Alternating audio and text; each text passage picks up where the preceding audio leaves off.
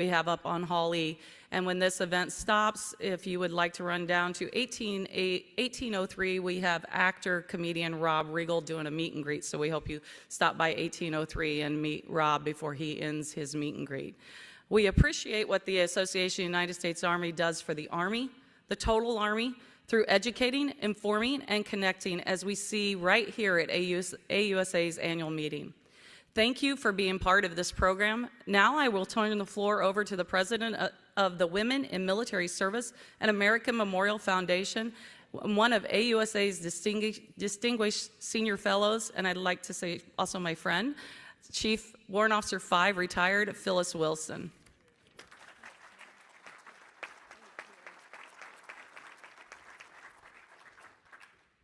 Thank you, Pam. And for anybody that's standing in the back from where I'm up here, there are lots of open seats. And this is a 2-hour panel, so please, if you're looking for a place to sit, take that opportunity. Yes, the Association of the United States Army is proud to provide forums like this one throughout the year that broaden the knowledge base on Army professionals and those who support our Army. AUSA will amplify the U.S. Army's narrative to audiences inside the Army and help to further the association's mission to be the voice for the Army, support for the soldier. Of course, we cannot do this alone. AUSA relies on its members to help tell the Army story and to support our soldiers and their families.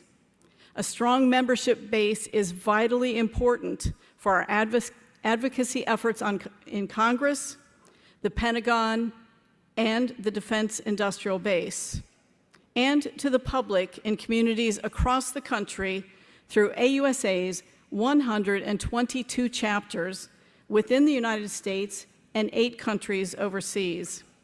If you are an AUSA member, thank you.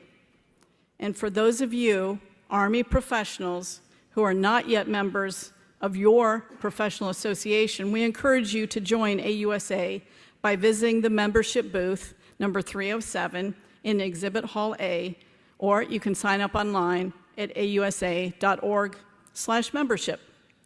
Now, it's my distinct honor to introduce to you our first speaker, the Chief of Staff of the Army, General James C. McConville. Sir.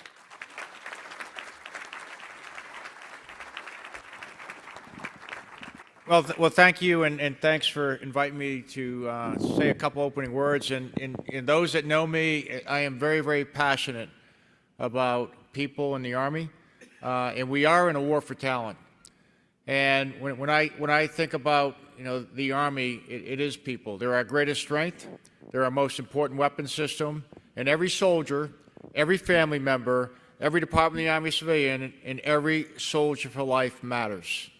And as we take a look at ourselves, we're in a very challenging recruiting environment. We've talked about those type things. But we have opportunities to offer young men and women unlike any other place. And so what we want to do is make sure we're taking advantage of the talent that we have in the military. We have to retain not only soldiers, but families, and so we have to be very, very aggressive about that. And we have to manage talent differently. At least, I have 3 kids that are millennials that serve in the Army, so I get pretty candid feedback on, how well we're doing. But, they want us to compete for their talents. They want us to recognize that they're not interchangeable parts in an industrial age system. And I believe the young people today, they want purpose, and they want us to recognize their talents, and they want us to give an opportunity for them to grow, and the Army's absolutely the right place to do that. And, you got a great panel here. They cover all walks of life. They get some great insights. But what we have to do right now, one thing that I appreciate having a recruiting crisis in the Army, and we're calling that right now when we're coming out and saying that, is this is when you can make change. This is when you can do innovative things to change the organization for the future. If we're doing things in the personnel business that are 10, 20, 30, or 40 years old, then we're not moving forward. And we need to make that change. And we need to go out into the civilian sector and show young men and women why they should join the United States Army. You know, right now, 83% of the young men and women that come into the Army are coming from military family members. 44% come from JROTC. So we need to expose young men and women to the opportunities in the military. And only 23% are qualified to come in. And the Secretary and I have been very clear, and I want to remain clear, we are not going to lower standards. To me, quality is more important than quantity. But what we're going to do is we're going to invest in American youth. And we're going to give them an opportunity. I think some of you are aware that we've stood up a future soldier prep course at Fort Jackson. And I think that may be the way we do business in the future. We've already had about 1,000 kids come through that process. And it gives them an opportunity to beef up their ASVAB scores, to get into physical condition, and the initial results are very, very impressive. 75% of the kids that are coming that were barely meeting the standards are doing extremely well. The other thing I was really surprised to see, not only meeting the standards, some of these kids are really exceeding the standards. They've finally been given a structured, disciplined framework to learn and also to work out. And they're losing 2 to 6% body fat. And they're upping their ASVAB scores. And then when they're going into initial military training, as some of you know, they're actually being moved into leadership positions, which for a lot of these young men and women, they probably haven't ever had that opportunity. So it may be the future for us. And the numbers, you know, you might go to the assessment course, and that may be a way we give a lot of people an opportunity to serve. And then, quite frankly, if you're not fit for the military, the Army's not for everybody. And, you know, it's hard to tell until you get young men and women there if it's the right thing for them. But, you know, before we invest a lot of time and resources in them, is we give them a chance to come and try out. So we're going to do that. The other thing we have to do, and this is for our recruiters, is take advantage of the technology. You know, we're still doing a lot of things in an industrial age manner. Our recruiters are spending too much time doing paperwork, and we've got to do a better job of that. And we've got to, you know, we've got some systems that are coming into place. And then once we have soldiers in the Army, we have to retain them. We're investing in them, and what we want to do is manage them by their knowledge, skills, and behavior. And even, which is blasphemous in the Army, is understand what their preferences are, and maybe even let them go do what they want to do if the job fits that. So we're going to do that too. And I just talked to CACI today. I had a chance to talk to their CEO, and IPSA is coming, you know, and that's going to help us, you know, move into the 21st century when it comes to managing talent. And the thing about talent management is, you know, we basically manage officers and NCOs by two variables. This is their rank, and this is their MOS. That's not the future. We need to know all their knowledge, skills, and behavior, and one of the best examples I've seen of that is a young specialist medic down at the software factory who codes at the PhD level. We would never know that by his MOS or his grade. And we have so many talented soldiers, especially in the National Guard and Reserve, that bring incredible talents to us, and we got to be able to manage those, and we got to be able to play them in that position. So I'm excited about what we're doing in talent management. We're going to compete. We're going to be the best at managing talent. So everyone wants to serve with us, everyone wants to stay, and everyone wants to join the Army.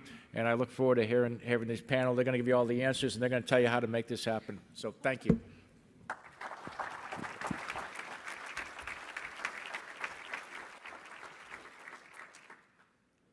Thank you, sir. Now I would like to introduce our panelists to you. First, I'm going to be going from your left to right. General Gary M. Brito, the Commanding General of the United States Army Training and Doctrine Command.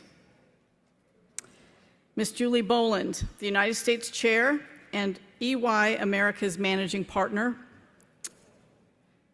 Major General Johnny K. Davis, the Commanding General of the United States Army Recruiting Command.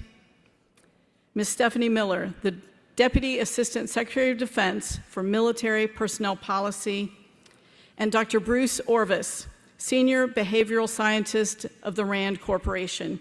At this time, each of the panelists will take approximately 3 to 5 minutes for opening remarks. We'll start with General Brito.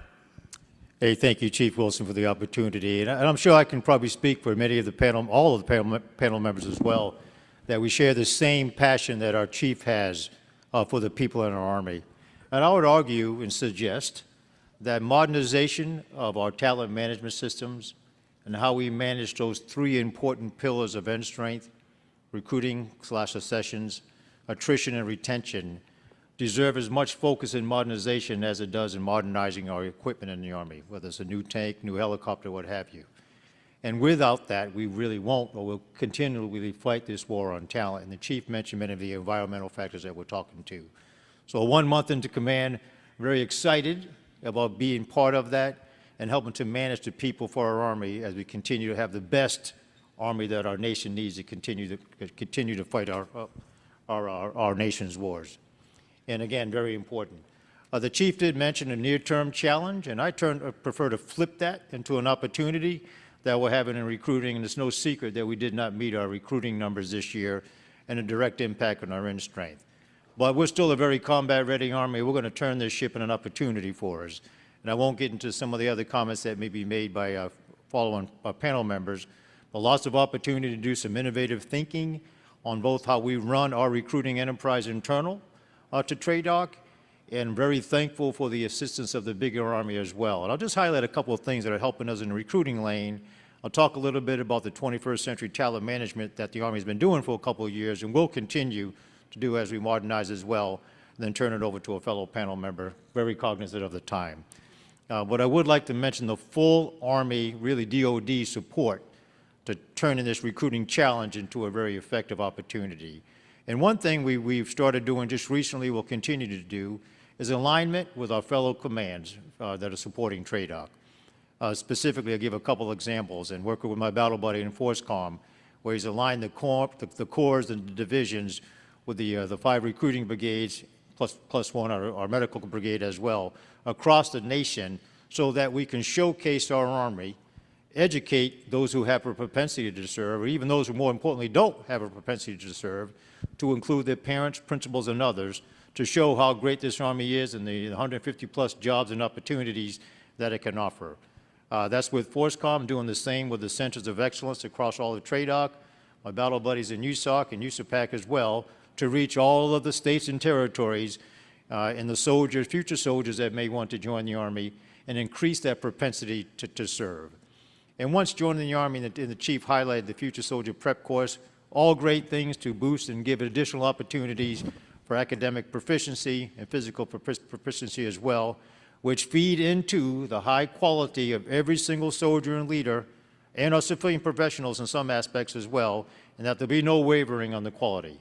And very quickly in the 21st century talent management, I know this is not new, and I would offer, team, this management is not only limited to military uniform. We have over 280,000 civilian professionals supporting an Army as well, and all these initiatives are very well nested with our Army campaign plan, as they should. So as the Chief mentioned, utilizing KSBs to help manage the knowledge, skills, behaviors, and preferences of our leaders in the Army. I can highlight a few great programs. We're in over 3,500 have gone through our command assessment program, of which has been tailored for our command sergeant majors as well. And some of the civilians work in the acquisition corps. Chaplains and others have experienced it, to identify the very best leader who deserves the privilege of standing in front of those young men and women and civilians that serve our great military. And that's just but one aspect of it. The marketplace and others, again, giving options, giving talent, giving preferences to the talent in that we're competing with the civilian sector, and we need those great quality soldiers, leaders, and civilians in the Army as well. So I look forward to entertaining your questions throughout the day, and again, very honored to be on this panel. Thank you. Julie, before you jump in, I wanted to make sure everybody in the audience knows this is going to be a question and answer heavy forum. So start thinking about your questions, because as soon as they finish all of their opening remarks, if anybody wants to come up to the microphone and start asking the questions, we'll be ready for you. And if you don't have any, we do have a few that I will get started to get your collective thoughts flowing and be ready to ask those questions. So go ahead now, Julie. Great. Well, first of all, thank you all for inviting me to be here. It is a pleasure. I've been looking forward to it. I actually did quite a bit of research and talked to our EY team getting prepared for this. And I will tell you, it is a pleasure to see how parallel our values are for our organization at EY as well as the Army's. In addition, some of the challenges and opportunities that we face. So thank you. I'm looking forward to learning from everyone up here and sharing some best practices. So let me just start, and I think we'll probably all say something similar, but it is an incredibly dynamic labor market. Ever since the pandemic, a couple statistics we've heard, there are 2 jobs out there for every unemployed person. So people who are not working have multiple choices, and we've seen, at least within our organization, a lot of change and a lot of turn because of that, because of those choices. And so it's required us and a lot of our clients to step back and really say, okay, how do we do things differently? How do we reevaluate? How do we pull apart? How do we understand what the different generations are? How do we be adaptable? And how do we make sure that we innovate around recruiting and retention? So just to level set a little bit, EY, you'll see some of the parallelisms. So EY is a $45 billion global organization. We have about 365,000 people around the world. Last year alone, we got 4 million applications, and we hired 160,000 people, 62% over the prior year. Now, we had to fill in some gaps. We had to fill in some gaps because we had lost people to some attrition. But the order of magnitude, by any stretch of the imagination, is incredible. And so as we kind of were looking, we're saying, what are the things we actively did and that we actually changed?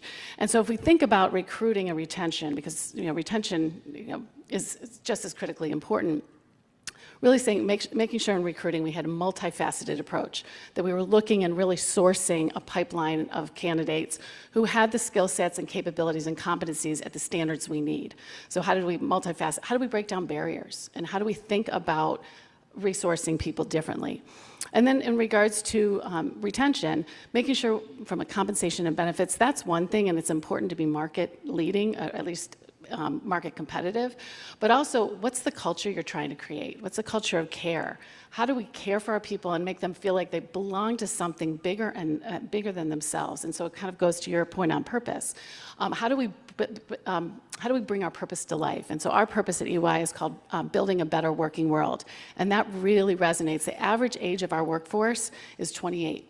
So we've got a multi-generational, but we're also attracting in our brand as we think about our clients, like our clients on campus and our clients in high schools, how do we brand ourselves? And so as we think through that retention, it's bringing that purpose. How do we foster a culture around diversity and inclusiveness? And that's part of who we are as a firm. So I'm looking forward to the questions because I think we can go into some very tactical details on how we do that. But I just wanted to kind of share the complexity of our organization. Strategic talent is probably the #1 thing that we talk about. And I think similar to the comments that you made earlier. Same thing with our clients. We spend a lot of time with the C-suite, and this tends to be the #1 strategic matter that they're facing. So I look forward to speaking to all of you and hearing from everyone else. Thanks. Well, first of all, thanks, Chief. My name is Johnny Davis, and I am your U.S. Army recruiting commander, and I've been in command 6 days. And, I love it because I think every day I get a lot of folks who want to help me, and I appreciate that, and I'm sure by the end of today I'll figure it all out. But, hey, let me tell you what I see from the trenches. So I have a wonderful, exceptional team of recruiters who are stationed all around this world. They're not all in the United States. Every zip code has a U.S. Army recruiter who is responsible for it.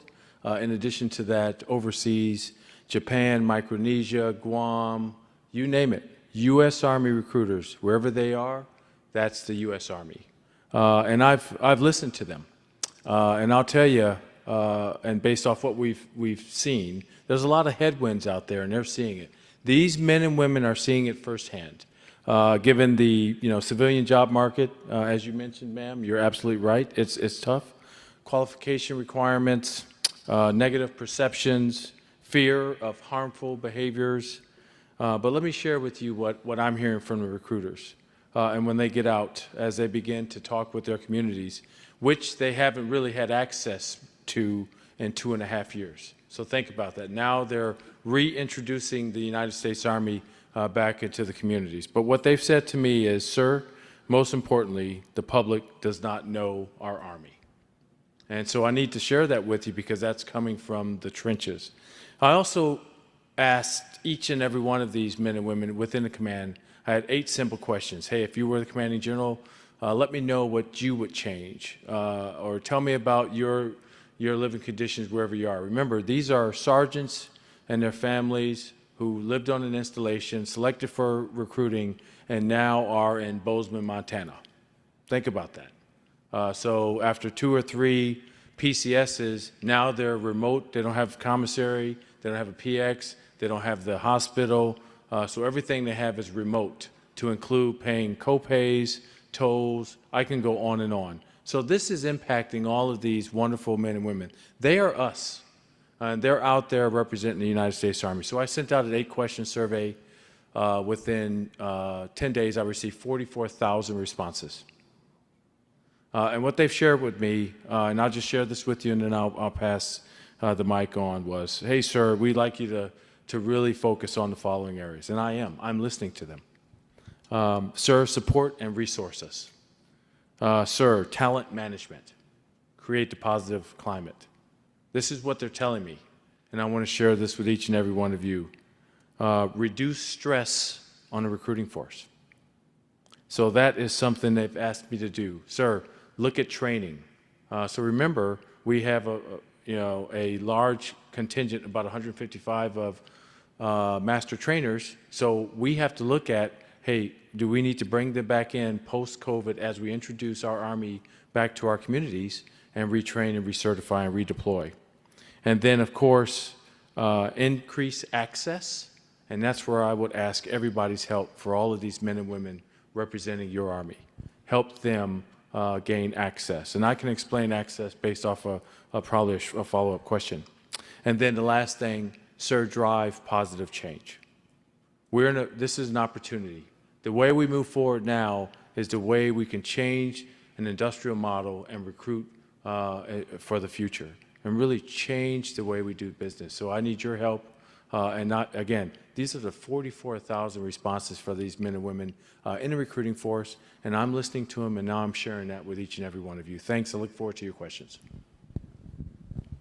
Thank you. My name is Stephanie Miller. I'm the Deputy Assistant Secretary of Defense for Military Personnel Policy, and appreciate being invited by AUSA and the Army to be a part of the panel. We've had the pleasure in OSD to work with all of the services, but truly Army most closely over the course of the last year as we tried to adjust to the headwinds that all the services are facing. And I will say that, as you heard from General McConville, the Department of the Army leadership is all in on this issue. You hear it from the other panel members, and really see some innovative practices coming out of, USAREC, Cadet Command, TRADOC, G1, ASA, MNRA, all the way up to General McConville and Secretary Wormuth, and it is encouraging to see such an all-in spirit to try and address these challenges. Our responsibility at OSD is to try to provide lift to their effort, to try to clear barriers, understand the landscape, and then to help work with Congress to potentially gain additional authorities or to modernize the authorities that we have such that we can be more adept at what we do. We're very pleased to say across all of the services that we recruited about 170,000 American young men and women to come into the military, and we're excited that they're about to join their brothers and sisters in arms, but we have a lot more work to do, and this past year, the only service that actually met both their active and reserve component mission for recruiting was the United States Marine Corps. So Army is not the only service that's facing this challenge, it's all the services, and in many respects, we thought, well, we just need to get through fiscal year 22. We're going to turn the page. It will be in fiscal year 23. But for those of us that really work these problems every day, we'll say that fiscal year 23 is looking just as challenging, if not more than 22. All of the services are headed into this recruiting year with probably some of the most shallow debt pools that they've ever had, and the market dynamics have not significantly changed. And one of the biggest challenges we have is just that propensity to serve. We strongly believe in looking at the information that we have about the market that we're trying to recruit from, that they're really driven by a passion for purpose, relationships, and a clear path to success. We strongly believe that whether it's the Department of the Army or any of the other services, we offer an opportunity to find, meet those requirements head on in all three of those areas.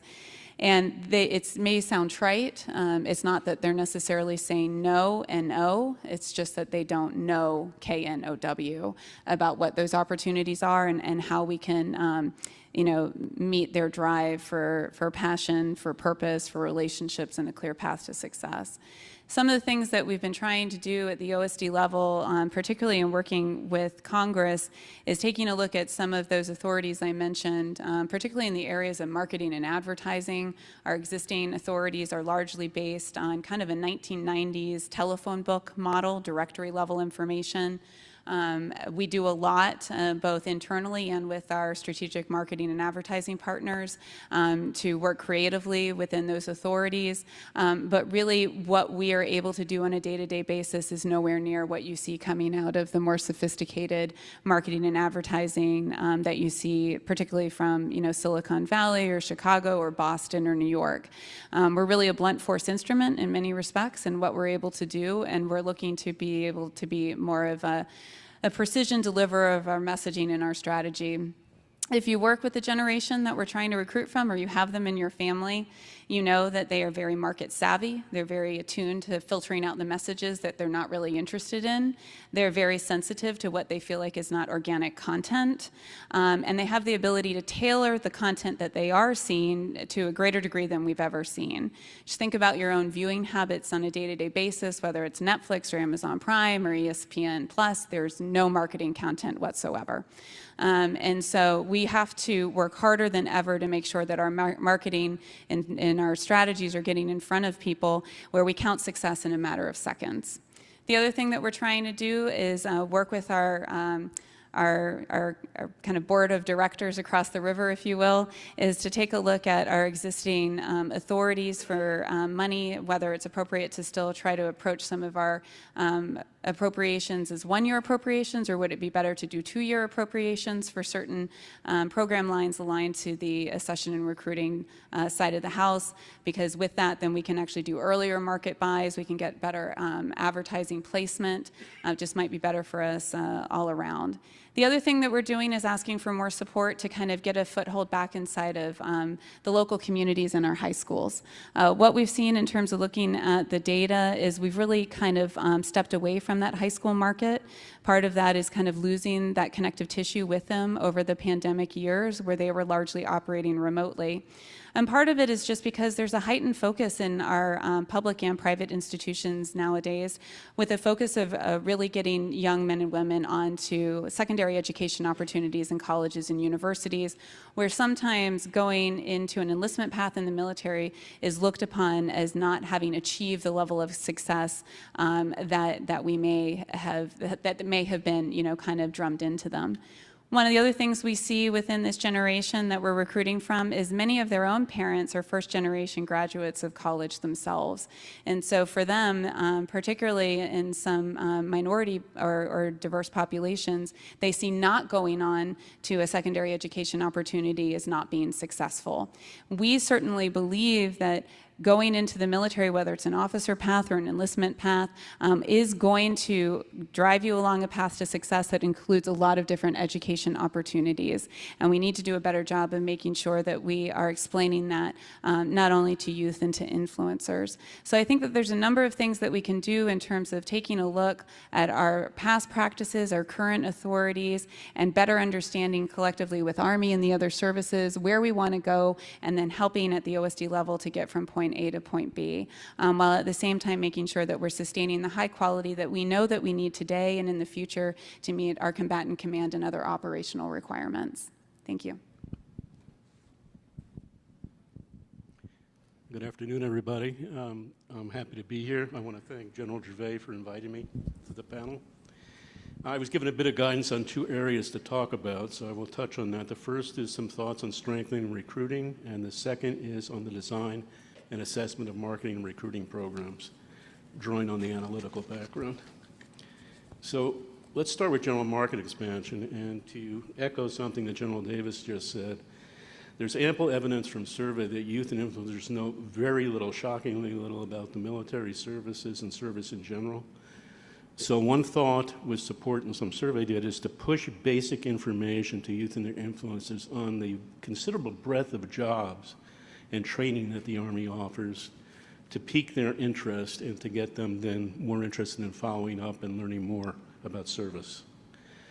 There's also been interest that expressed in further penetrating the college market. Something to be aware of there is that there are different subpopulations who would need different types of programs to attract them. So for example, a program to appeal to recruits who are willing to defer college until after service that could be used with the post-9/11 GI Bill in the same way that the Army College Fund used to be usable with the older GI Bill, which was something unique to the Army at that time. Perhaps a program for those not willing to wait to help them work toward a year or two towards an associate degree, so they would do that between enlistment and going on to active duty. Increased use of marketing programs for those who are willing to enroll and attend classes while serving, such as the concurrent admission program. And for those who already have some college, the thought is to expand the loan repayment program with lower caps on the amount that's repaid, but less stringent eligibility criteria, which are pretty strict right now. In terms of optimizing recruiting resources, analysis suggests, over the years it's suggested this, that the Army has over-relied on enlistment bonuses. There are reasons for them, you need them, but they tend to be overused relative to marketing. And that has a very significant effect on cost and the amount of recruits that are produced. Another area is to try and use analysis that we're aware of to help recruiters improve their productivity. That could be, for example, accounting as fully as possible for the difficulty of recruiting in local submarkets and taking that into account in recruiter assignments and missioning. We can also increase, echo something you just said, data-enabled outreach and CRM. That would require some relief from restrictions on government use of those approaches. And we can think about adding enlistment options. So one example would be an enlistment approach that offers a menu of options to prospective recruits where they're trading off non-monetary and monetary options. That gives them greater ability to get packages that they want, but it also winds up saving recruiting resources at the same time because the bonuses offered with these non-bonuses options as supplements are smaller than standalone enlistment bonuses. We need to continue working towards strengthening marketing ROI. That means continuing the regular assessments that the Army Enterprise Marketing Office is doing, where it's looking on ROI in terms of leads, appointments, and contracts. It means increasing the detail, the granularity of the data that's collected on the marketing outcomes to better distinguish which tactics are actually the most effective ones from those that are not. There are issues with the data. And we also need to understand how different tactics affect outcomes differently in either different geographies or by the socio-demographic characteristics of the leads and contracts that they generate. So some would generate different types of leads and contracts than others. We can use experimental variation in spending levels across marketing tactics to try and pinpoint their causal effects. And we can use what's called quasi-experimental designs in local marketing to try and distinguish events and activities that are consistently effective from those that are not, and do more of the former, obviously. In designing programs, marketing, and recruiting, we have a variety of analytical approaches available to help us do that well. Focus groups and survey data. The concerns there are sufficient number of groups and sample size and appropriate composition relative to the target population. Past research results are generally available, and you can find ones that are appropriate for a new program that might be considered.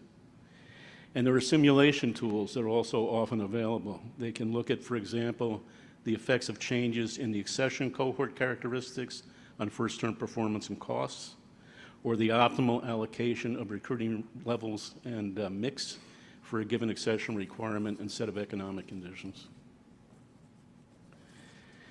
In assessing effects, Again, a variety of measures, attitudinal propensity change. We need pre- and post-program start data to do that. We need representative samples. Multivariate analysis of outcomes such as leads and contracts, and both quasi-experimental and experimental designs for those approaches which produce some of the most accurate results. You need before and after results for when the program started, and you need balanced test areas and comparison areas. The difference between quasi-experimental and experimental is you can do quasi-experimental after the fact of the program to try and pinpoint what you got out of it. Experimental requires front end, so it requires lead time and more setup time to get the answer. Last, some additional considerations. The data you need to evaluate a new program, is it routinely collected, or is this going to require special effort that's going to require more setup time? Let's make sure we're measuring causation and not correlation. There you need balanced test and comparison areas and controls for confounding factors. And then are you measuring attitudinal or behavioral outcomes? You have to understand what the relationship is between the two of those. So for example, you have to consider the relationship of a change in attitudes or propensity, what that actually translates to in terms of enlistments. It is not one-to-one, it is much less. So the enlistment rates of people who say they're come in are far from 100%, much lower than that. And the negative attitude or propensity group is so large that it historically has counted for at least half or more of the enlistees. So there's a difference between measuring attitude and behavior, and we need to be sensitive to that. And I realize this last half was technical, so I'm sticking with the area I was asked to address. Apologies. I never like statistics, I'm just saying.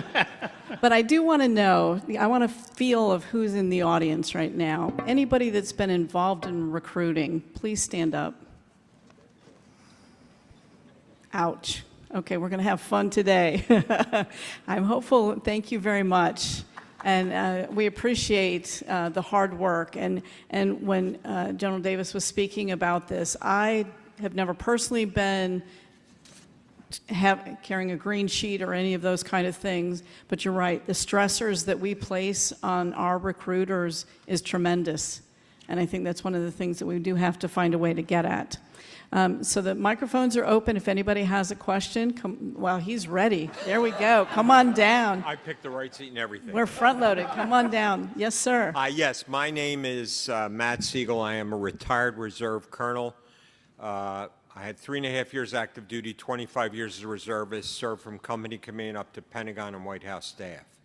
So I've got a background. I'm the ESGR Employment Outreach Director for North Carolina, and I'm a previous chapter of a Military Officers Association of America chapter. Also in my civilian career, I spent 28 years with this little company you may have heard of called McDonald's. And I worked in Asia, Europe, and the United States. And the last group that I said this to asked me when the McRib was coming back. Okay, but that's really not my purpose. But if anybody wants to talk about that, we can do so after this is over. Anyhow, I want to talk about recruiting and using soldiers for life and so on and so forth. For example, in medical recruiting, through AUSA and some members of AUSA, word got to my wife and I that they were looking for a way to get into medical schools because of COVID shutdowns and all that other stuff. And it turns out we knew somebody we arranged a meeting and we were able to get them into medical schools to recruit. That's an example of the small kinds of things we can do. Army recruiting battalions in the past have had community advisory boards. They come and they go, depending upon the commander. Okay? What we did about 4 commanders ago was we actually raised funding to bring recruits who were not going tomorrow but had signed on and their parents in for a dinner and a speech. We raised funding for that. Unfortunately, next year the JAG had a different opinion on how we should go with that. One other thing I do is I'm a test administrator at MEPS, part-time. I go into high schools all the time. And I also administer tests at MEPS. I think MEPS should be in meetings like this. They're not here. They need to be. They really need to be, because they're an important part. We deal with recruiters all the time, and so that's a good thing to do.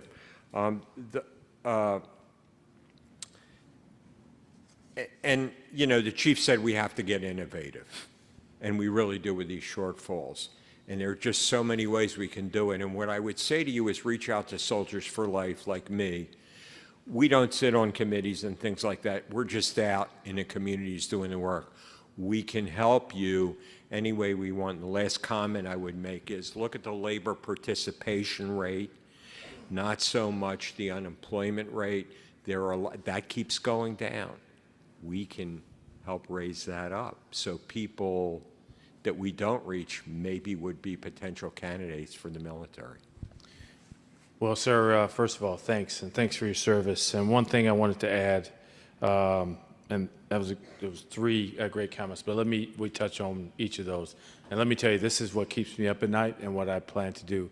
I just finished personally penning a note that will be the key article for the Army Echoes magazine or pamphlet that goes out to all Army retirees. It'll go out 1 November to all 1.5 million. And you will see my message. It is very direct, specific. I'll give you access to the Army Careers app, but more importantly, I want all of them to take the next 7 to 10 days and move to their closest recruiting station that you can locate right in the map and offer your assistance. One, to access, the other to education. So that's one. Yesterday, I had the opportunity to speak with the CASAs and all AARAs to talk about that community leader access. You and I are thinking the same thing, sir, and it's on my mind, but I can't get it out fast enough, and I'm trying to move very quickly with each step. That is going to happen next, and then I will I'm almost finished with my note to all general officers and retired officers with instructions for each one of them. And sir, everything you've said, I've captured, but essentially we're taking the step forward to educate and connect and then create more access. We're here to help. Yes, sir. If I could just add to that, first of all, thank you for being a test administrator. And while MEPS may not be in the room at an OSD level, we do have operational responsibility for all the MEPS. So which MEPS are you at? Raleigh. Okay. So being a test administrator is so critically important. These are the folks that go into high schools and actually administer the ASVAB in high schools, and then often help facilitate post-test interpretation and other aspects of the program. And actually where we still see a foothold inside of high schools, it's usually our test administrators because they've formed long-term relationships with the local high schools, and there's a level of trust. 3 next week. Great. So glad to hear that. Because as you all know, recruiters are so important, but in essence, we are turning over recruiters about 1/3 a year in terms of coming in. And so it's establishing a relationship almost every 3 years with a school and a high school and administrator, whereas the test administrators have often had those relationships for even in some cases decades. And so I completely agree with you that there is value in making sure that we're partnering with our test administrators. We're partnering them with our recruiters to make introductions and to gain that level of trust, and where there's more recommendations from our test administrators broadly on how to get that access back into the schools. I think that's a really good point. I would make one comment on that. When I do a test administration, the last thing I say in a high school is there anything else I can do for you? Those are my words walking out the door, and so they're never out of our mind. One last one, Matt. You're getting more than you wanted today. This is awesome. Hey, we are being innovative with our Soldier for Life transition program as well. A job assistance, a partnership with the businesses as well. They're giving job opportunities for those soldiers either retiring or getting out after their first assignment. And I think you can well appreciate, that makes them a great ambassador for their time in service in the military. You can go back and talk to family members, bring a soldier in. And that's also just exiting the service, whether 20 or not, with some level of dignity and respect. And that's important. and as you mentioned, take some very innovative thought also. Good afternoon, everyone. My name is Carlos Urquía Diaz. Buenas tardes. The reason I'm greeting you in Spanish is because we're a more diverse country, and we're going to become even more diverse. So my question is very simple. I've been a member of what's called HALO, which is the Hispanic American Leadership Organization. When I got to law school, I was a member of HALSA, NALSA, and BALSA, which is the Black Law Student Association, the Hispanic Law Student Association, and the Native American Association. I'm also a McNair Scholar and a president of LULAC. The reason I mention all of those chapters and organizations is because not one time was there a government recruiter or a military recruiter. I'm a former infantry officer via OCS, and after leaving the military, I got promoted to a military spouse. My suggestion to you is that we have so many programs, whether it's minority or women programs, that we are not tapping into. I'm a former dean of a college, and I never have problems recruiting people because I know lots of folks who know lots of folks and who belong to that organization or to that group. And they went in there and recruited for me.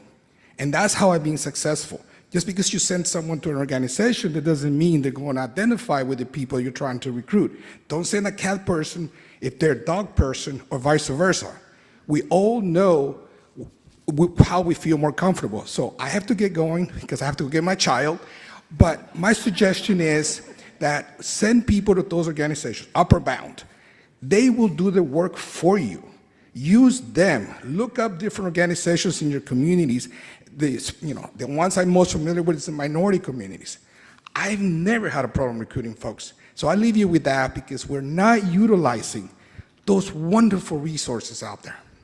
Sir, and I very much appreciate those suggestions, and we totally concur with you. Not only from a policy perspective, we'll deal with that, but just connecting with those soldiers who may or not want to join and have a propensity to serve. Somebody you're comfortable talking to, someone who can relate to you, your family conditions, the whole bit. So I concur with you, and certainly something we're taking on both as a big Army through our sessions, our recruiting task force, which is assisting us at the Department of the Army level within TRADOC, and I won't get into, I know Johnny could probably talk to this in detail on how we're going to do it at the street level, the kitchen table level, with all the communities that you just mentioned. Thank you so much. Great suggestion, though. Thank you very much. Don't be late picking up your kid, though. No, no.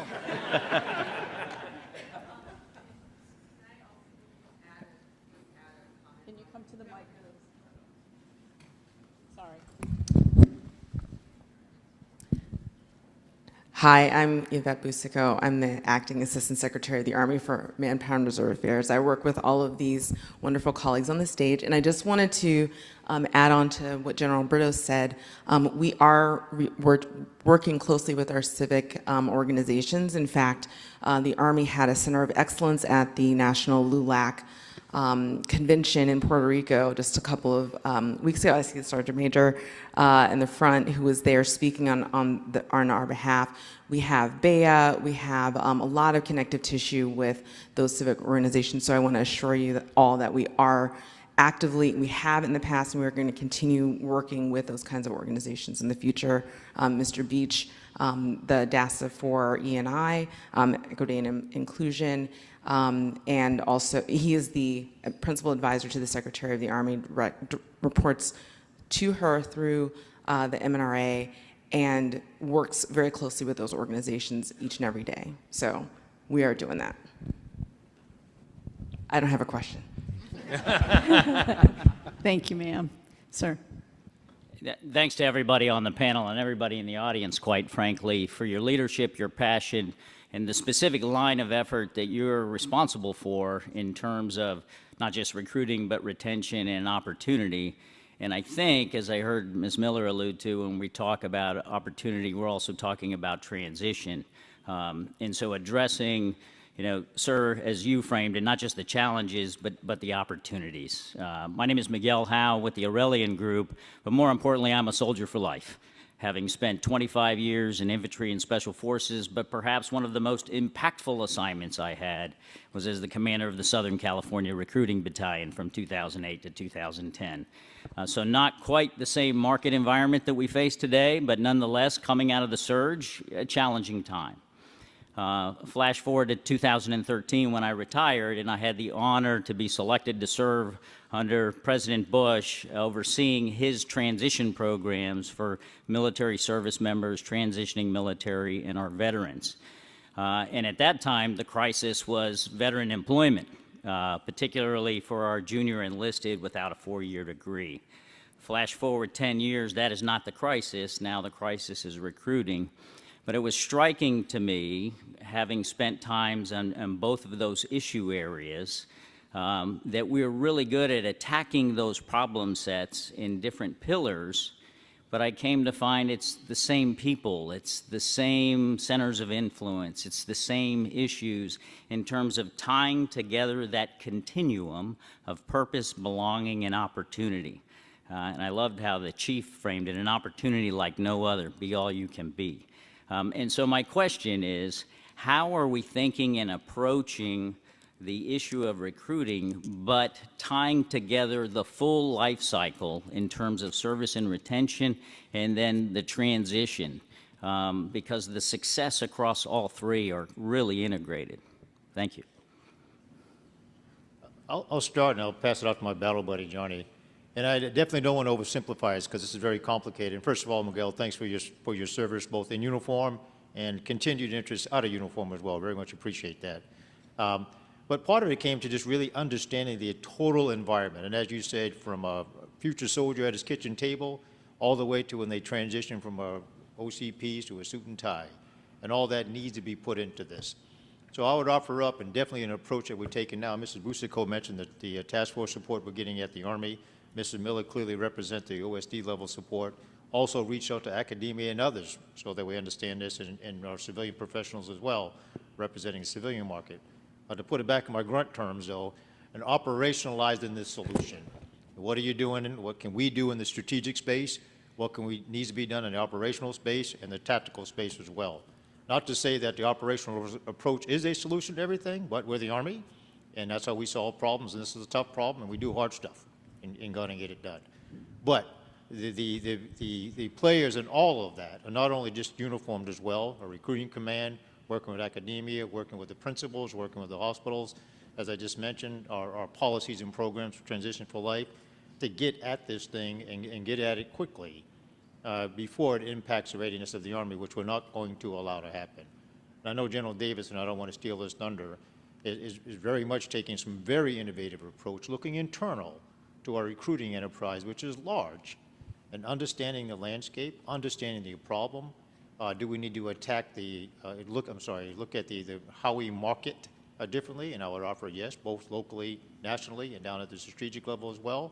And based off one of the questions we had also, reach out to those that we may not have in the past to give that opportunity to continue to serve, whether it's one enlistment, 20 years upon retirement, and transition with dignity and respect. Johnny, I've taken way too much, but I would like to get your thoughts as well. Well, first of all, thanks, sir. That's a great question and something that has been certainly on my mind. Because why? We're beginning to really see ourselves in this environment given the challenges, and it's really opened our eyes. So when I think about the ability to penetrate down across the communities, we have a bunch of agencies that exist, but we didn't really synchronize them. So that's what you just said is something I am personally involved in terms of how to fully utilize, leverage Soldiers for Life, local marketing, our social media, our partnerships. One of the things, big thanks to the chief, was partnering a active duty division with each of our recruiting brigades. So example, the 101st Airborne Division is directly linked with our 3rd Recruiting Brigade. This has never happened before in history. And what we have to do with that small brigade is really leverage all of these wonderful assets and really be able to have an impact in that brigade area of operation. And don't forget, bring in school superintendents, CASAs, ARAs. I mean, I can go down a list. So when I call it the super summit with all my teammates. If you execute an event, is the super summit involved, and have, just like you said, VSOs. How do we bring everyone together to maximize our wonderful impact wherever we are. So thanks. And I'll just add briefly, because I know we have other folks who want to ask questions, but on your point about transition, I think at an OSD level, it's something that we're very attuned to. It's not survey data that we collect, it comes from someplace else, but there is some indication that military members themselves are less likely to recommend military service to the youth in their lives. We've seen that metric increase. And I think for us, it's very important to make sure that in a transition that it's a positive experience, so that they don't leave for whatever reasons that they're choosing to leave, or it's a full retirement, that process is a smooth process, it's positive, and that we are potentially even showcasing opportunities we still have to stay connected with the military, whether full-time, part-time, even outside the USA jobs, very strict confines. We are committed to that, so much so that we're actually looking at right now our transition assistance programs oversight within OSD is within our readiness division. We're actually looking at moving it to my division as kind of a personnel life cycle approach. And so I think your point is extremely well made because it does come full circle. It does. Thank you so much. I'm confident that with this leadership, we have all the capabilities. Just tying it all together, as you said, sir, operationalizing and activating all of our networks. When we look back at 2030, I hope we look back at this panel and look what we as an Army did. Thank you. Thank you. Quickly, many of you may have question cards, blank cards that you can fill out. If we do not get to all of them, we will be collecting these and we will be sharing them with the panel, asking for them to provide their remarks and comments, and we'll get those pushed back out at a later date. So don't be hesitant to complete the cards at this time. Yes, sir. Please go ahead. Mark McCarley. Upon my retirement from this great Army, I returned to home a record and found myself a commissioner of my small city. And within that array of civic leaders, a good number supported junior ROTC and lamented the fact that it was very difficult to locate junior ROTCs within the school district, some attributable to political issues and others attributable to resources. And so with that, the question has to be, is the Army prepared to direct greater resources toward that invaluable program? And before General Davis answers that question, I have a note of gratitude and commendation for something you and your staff did with respect to recruiting and, of course, talking about the Army and its impact. You opened the aperture for 1,800 retired general officers and flag officers to make contact with both your senior ROTCs and your junior ROTCs. Now we are infusing, this is from TIFCON, the Flag and General Officer Organization. Some of you will, of course, matriculate to that organization upon retirement. And we are infusing those general officers and some flag officers into the JROTC, the high schools, for the purpose of explaining the Army message, foreign policy discussions, and of course, reaching out for the big purpose of recruitment.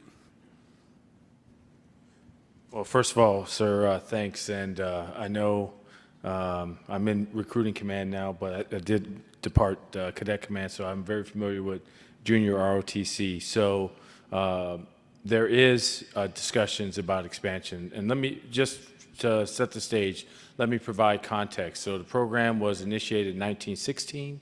Is really stood up in this, some of the states in the southeast, Florida, some in Georgia, Louisiana, and it really blossomed from that over the next 100 years. So about 70% of our junior ROTCs are sitting in the, what is the Florida up through Virginia through to Texas. And that's where, so there's not equal distribution across the United States. So there's a request to expand depending on decisions. Don't want to get ahead of our Army senior leaders, but up to 50 schools a year for 5 years, which would impact, first of all, we want to place them in areas where the Army's not, and impact up to 300,000 additional students. So, I mean, as you know, that's ongoing. But it is, just to give you an idea, when you think about, let's say, Georgia, there's more JRTCs in, let's say, Georgia than there are in Michigan, Illinois, Wisconsin, and Minnesota combined. So, thank you. Hello, everyone. My name is Mark Mansfield. I have a question about brand and culture. The comment came up earlier about recruiting in this economy and how important culture is in that economy. I currently work for iHeart. I'm in a new position specifically dedicated to helping military service recruiting. I'm a strategist dedicated to helping you guys. I spent 5 years in the Army, boots on the ground, so I'm in a unique position to be the person on the other side of the table when friends and family are asking, what do you think about my son or daughter joining military service? I find myself in opposition to my wife. I find myself in opposition to other family members defending what I love, what everybody in this room loves, right? There's no lack of passion for those of us who have served and believed in it. But when you think about brand, the Army is one of the largest brands, advertising brands in the world. Budget is not the issue. Culture is a big challenge. And the problem with brand, when you're not constantly thinking about it, is the consumer marketplace takes over that brand for you, right? And the loudest voices, what social media has taught us, is the loudest voices in the room are the trolls. Social media is an echo chamber for complaining and for whining and for elucidating problems.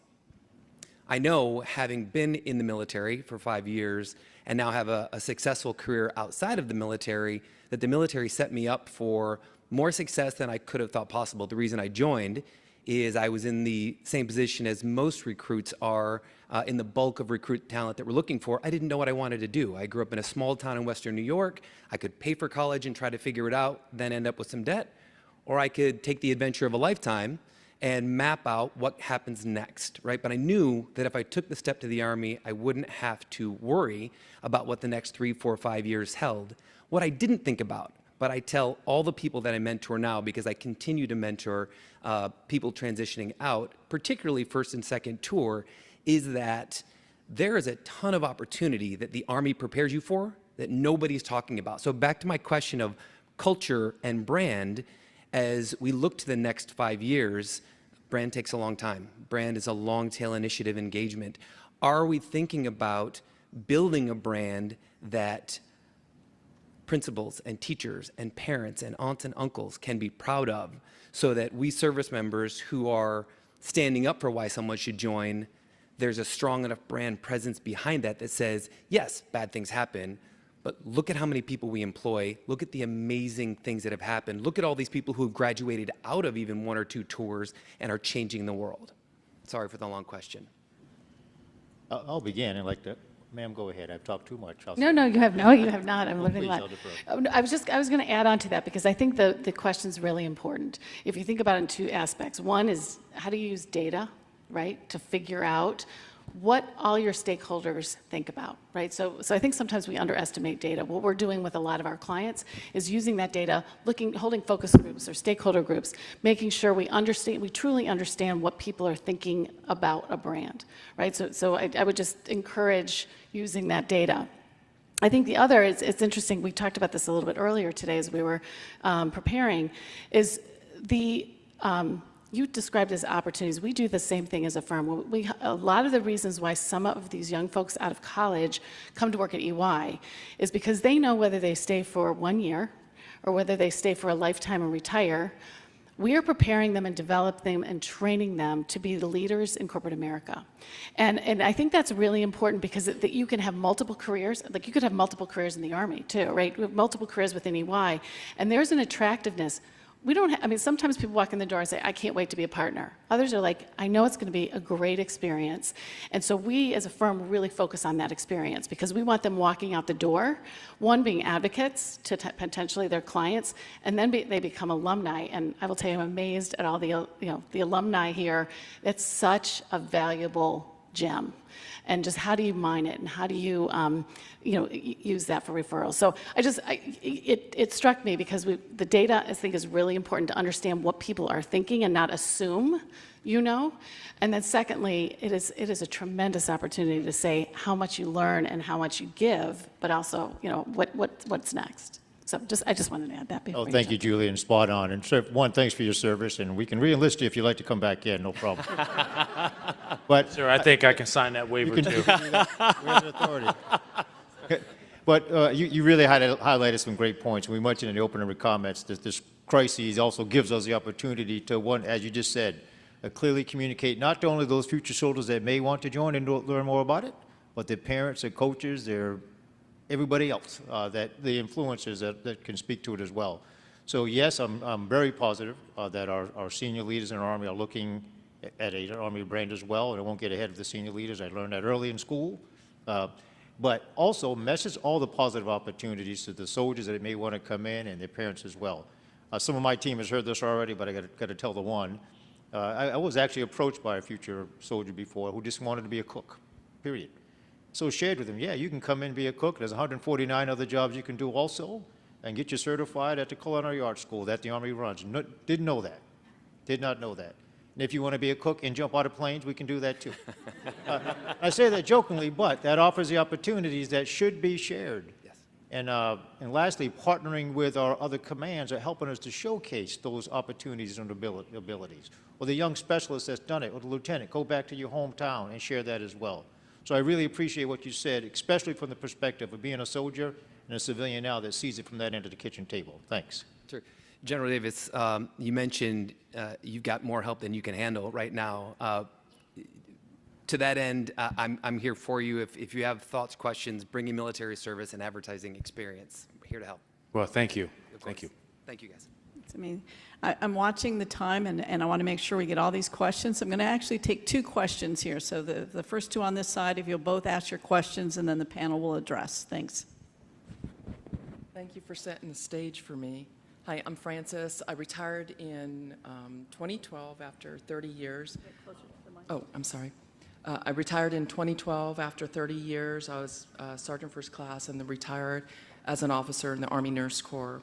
I was one of the few and lucky select of those who were pulled out of retirement for the COVID mission. Kind of helped reset my thinking. And I have a few things, and I'll try to keep it straight because he said a lot of them. So on day one of AUSA, I went to the Women's Forum. Unbelievable, Phyllis included. And I just sat there and I looked at these women and what they had to say. And I'm like, rock stars right across. Everybody, and everybody in this room, everybody here, who sees us? And I'll get to that.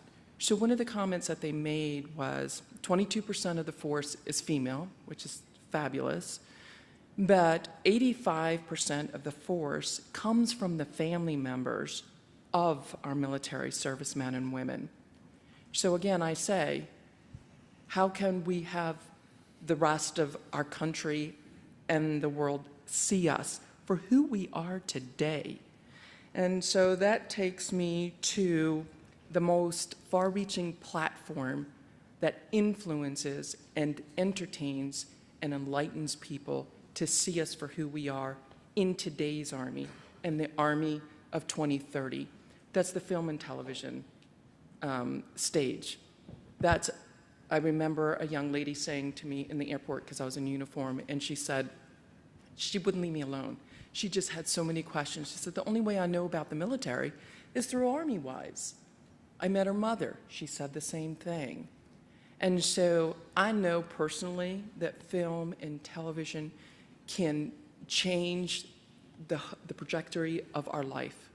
I watched Private Benjamin in 1980, and in October, in November, I raised my hand. It was because back then, you know, I didn't want to be defined by the man that I married. I needed my own life, and I went out.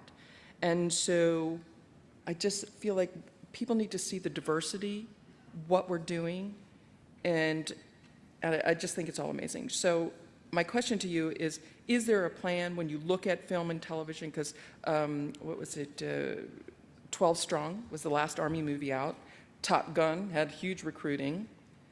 If you have a plan, I'd love to hear it. If you do and you don't, please let me help you. Or be part of it, I should say. I can start. Hang on, ma'am. Oh, yes. Question number 2. Come on up. Let's ask another question. And we're going to have to roll these in together. My name's Second Lieutenant Lady, and I'm from New Mexico. And originally I came up, though I addressed the Army National Guard panel for recruiting and retention yesterday, and I came up with a different question that I had today, or suggestion, thing for consideration. Then a Major General came up to me and asked me to reiterate what I did yesterday, and when a Major General tells a Second Lieutenant to ask a question, I will. And so the question that I posed yesterday for the board, though it was already acted upon quickly, was as an E5, I worked for recruiting and retention for years. As an E5, I ran the state's retention program, and so I have a passion for retention. In tutoring about 100 applicants to pass the ASVAB, and as you probably know, and if this is outdated information, I apologize, but they did a pilot study in about 1980 where they got their initial test pilot group of thousands of people together, and that's how they set their mean, right? And so they took everybody together and said, okay, that's where 50 is, it's not 50%.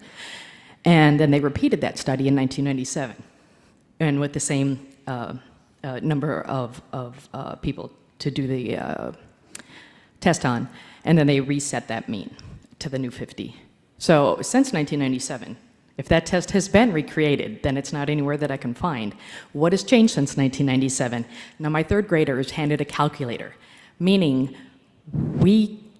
I've actually tutored honor roll students that do not know their times tables. We have professionals in the community I've tutored that do not know their times tables. This is actually the only test, the ACT, the SAT, the GED, allow you to bring in a calculator. The GRE has a 4-function calculator on the computer.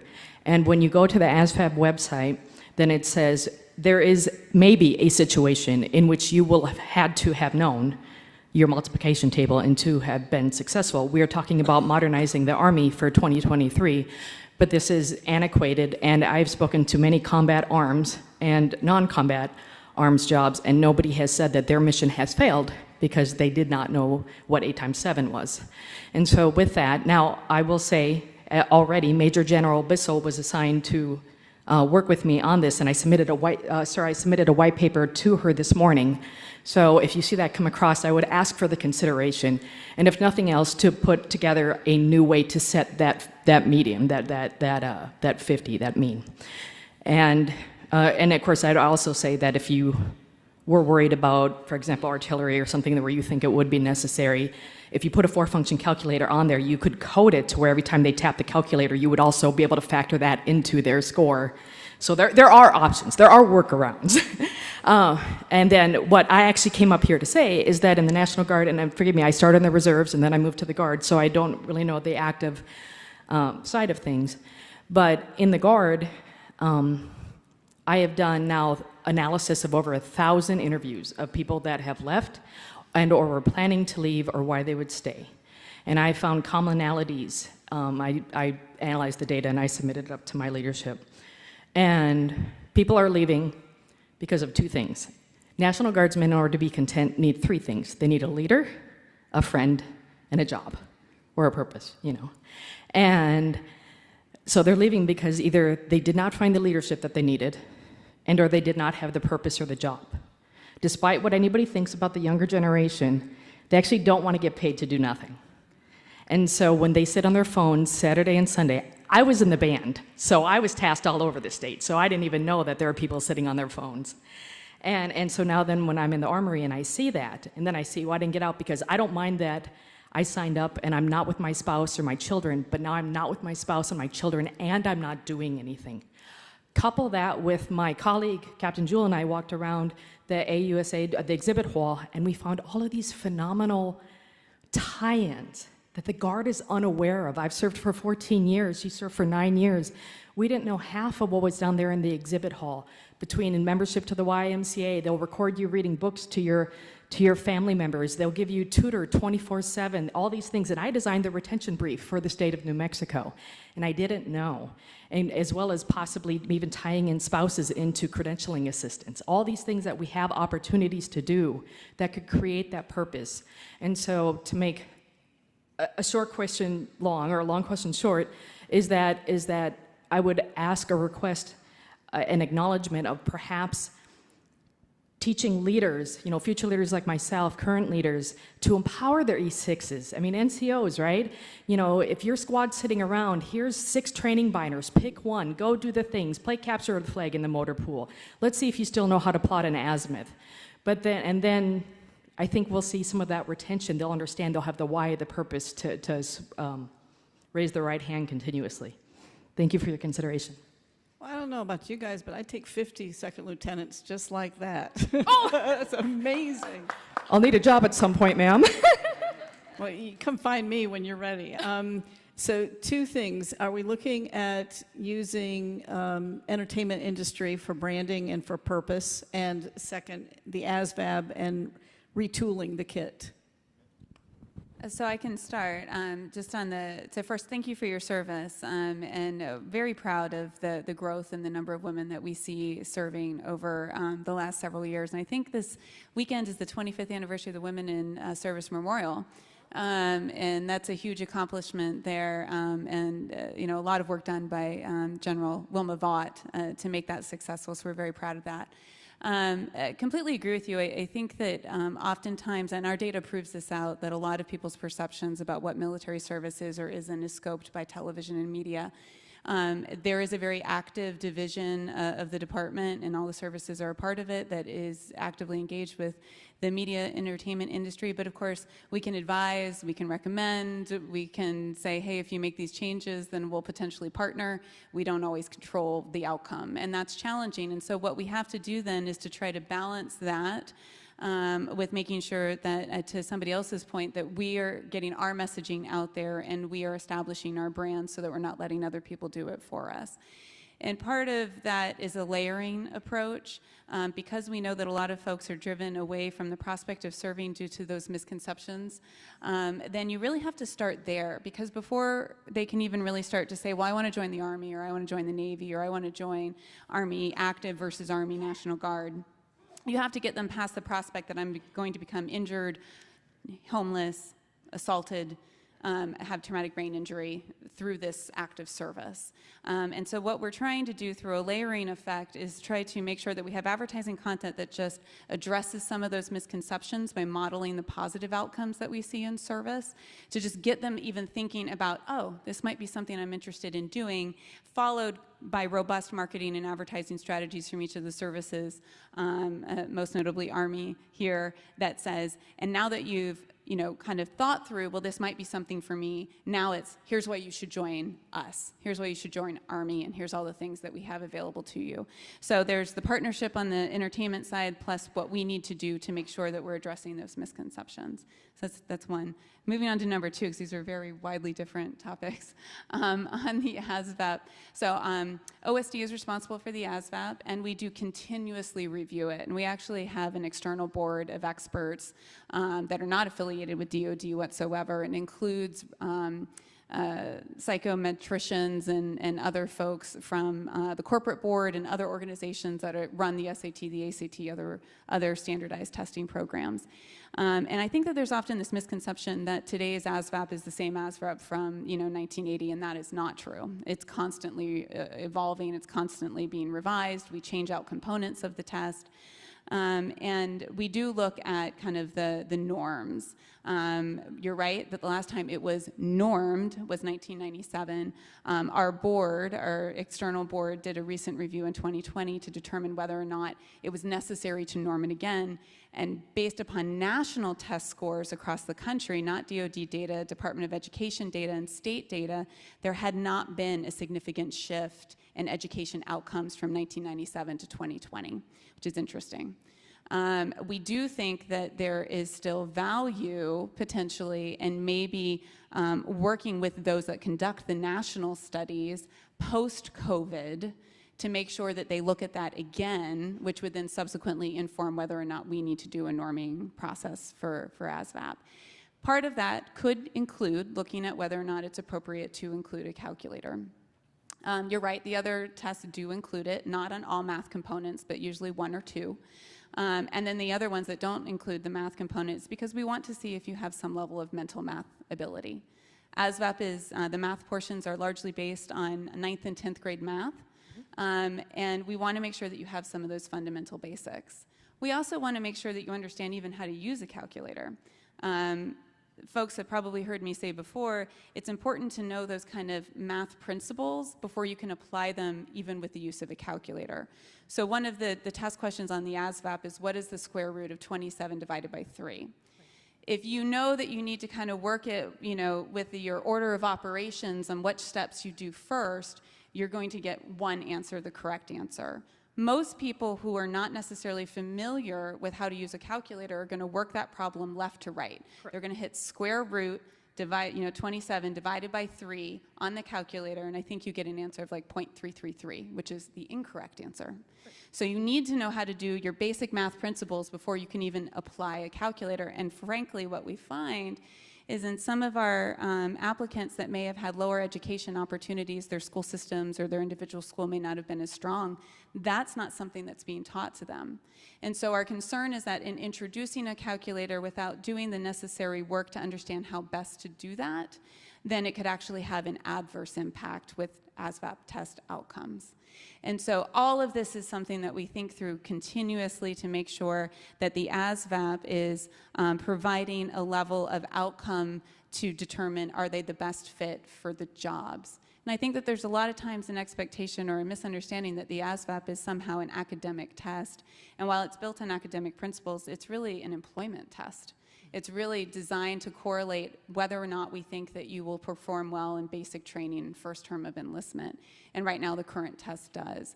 But there's always a need for constant re-examination and potential improvement. And to your point, if the national norms indicate we need to do that, we'll do that. And as part of that, we'll take another look at whether or not it's appropriate to include a calculator. Yes, and if I may, I'm a numbers person.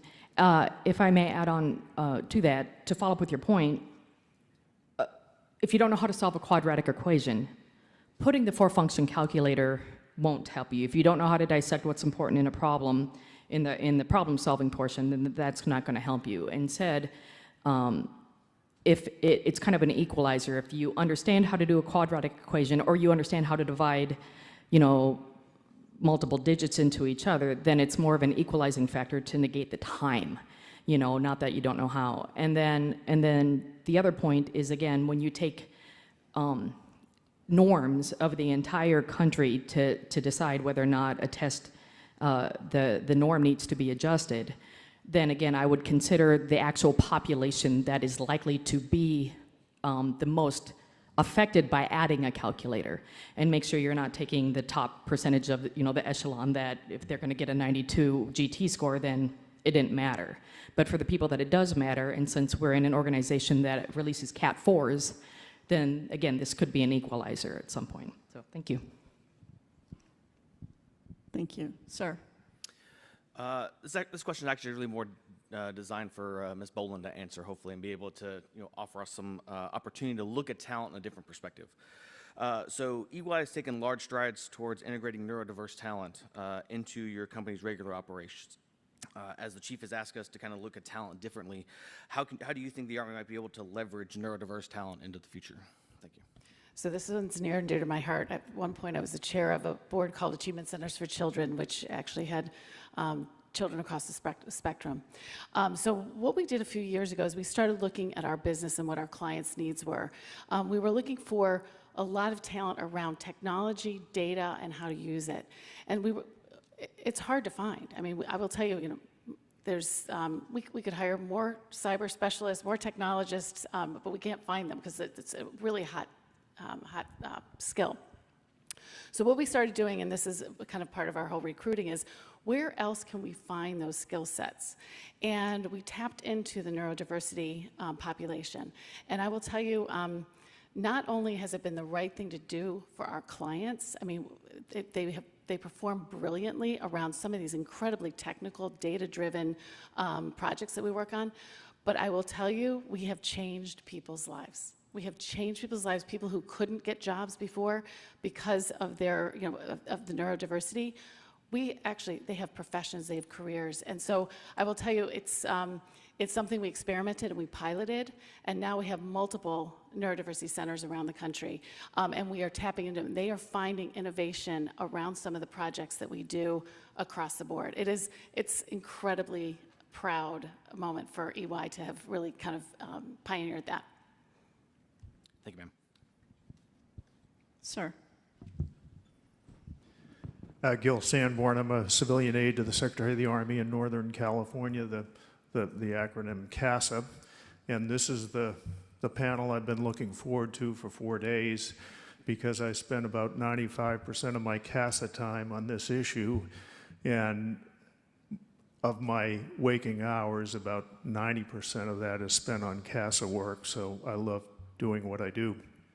I'm also, on a civilian side, I'm pure civilian, a crisis manager. And I've seen this coming for 14 years since I've been a CASA, just in slow motion. And the term used previously was the civilian-military divide, but now we look at it as 91% and 9%. So I'm the poster child for the 91%. And I look at that 91%, not in terms of the kids, but all of the people who get between us and an intelligent conversation with students. It's the parents, it's the educators. And I'm in Northern California now, Marin County, cover the Bay Area and points north, and I tell the recruiters this is the Mount Everest of recruiting challenges. But what I found from my experience in Connecticut, and thanks to General Ham, who choppered me into Schweinfurt, Germany, when I was looking for a unit to adopt, and it was the Dagger Brigade, 4,300 soldiers, and then I brought my whole town in to support that unit and learned a tremendous amount. Fundamentally, what the opportunity is in terms of connection and access, which is what I focus on all the time, is that direct personal connection and interface with people in uniform. Let me narrow my question down to the fact that access has to be developed on a grassroots basis. And the national media coverage really has more downside than it does upside. In other words, people pay attention to the negative stories, but they pay attention to stories that are local to them, involving soldiers or activities that are local to them, I think, in terms of changing their attitudes about the military. My question is, and what I found is that there's a gap in terms of coverage and relationships with local media, TV stations, newspapers, et cetera, because what I see in the recruiting side is the focus there is on media buys. It's not in terms of planning stories.